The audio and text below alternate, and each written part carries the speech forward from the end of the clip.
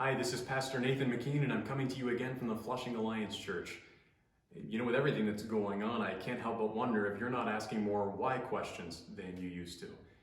Well, in Jeremiah chapter 12, the prophet cries out to God with some troubling questions of his own against the circumstances that are unfolding around him. And God answers him in verse 5. Now, he doesn't try to justify himself. We live on God's promises, not his explanations. But he asks some questions of his own right back at Jeremiah. If you have raced with men on foot and they have tired you out, then how can you compete with horses? If you fall down in a land of peace, how will you do in the thicket of the Jordan? You see, Jeremiah needed to learn to trust God and to rely on his strength in this present challenge so that he would be prepared for the greater challenges ahead. He would go on to spend a night in the stocks. He'd face starvation in a muddy cistern.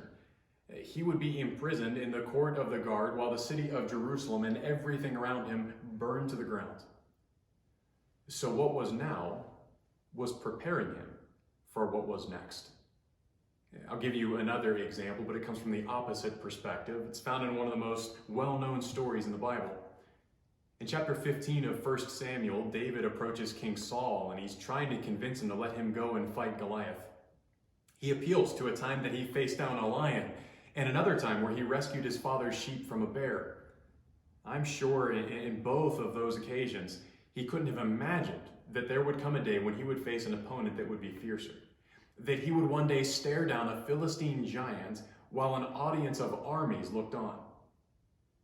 But God could imagine it. God knew that it was coming. And so in his providence and in his wisdom, he sent the bear to David. And he sent the lion to David to prepare him for the greater challenge that was ahead.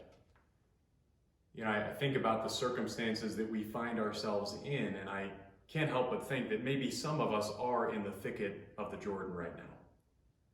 But many of us maybe are still in the land of peace. It doesn't feel like it doesn't seem like it, but this is the land of peace. And the challenges that we're facing right now are really just preparing us for the greater challenges that are ahead of us. Maybe it's the overthinker realizing how little control he actually has. Maybe it's the church learning how to minister and how to fellowship without its building. Maybe it's everyone to some degree seeing how little security is to be found in all that's outside of God that we so casually put our trust in. Sometimes now is for what's next. I'm Pastor Nathan. I hope to see you again. God bless.